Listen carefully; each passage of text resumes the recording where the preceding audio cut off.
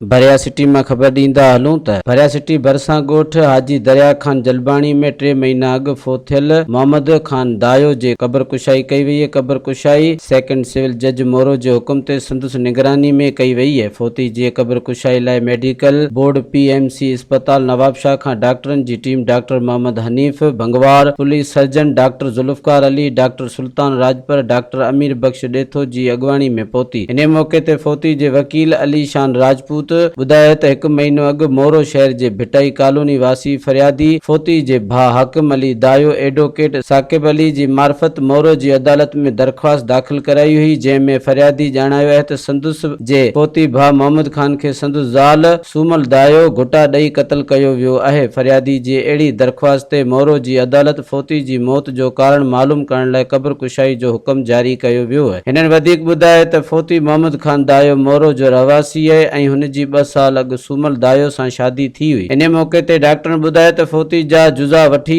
रोड़ी लेबोरेटरी मोकिलिया वेंदा, जितां रिपोर्ट अचण बाद मौत जा कारण मालूम थी सघंदा। ॿिए पासे क़बर कुशाई दौरान पुलिस पारां सिक्योरिटी जा सख़्त इंतजाम कया विया हुआ। मज़ीद ख़बरनि ऐं तफ़सीलात लाइ विज़िट कयो असांजी वेबसाइट www.awamiNewsHD.com ऐं ॾिसंदा रहो अवामी न्यूज़ HD।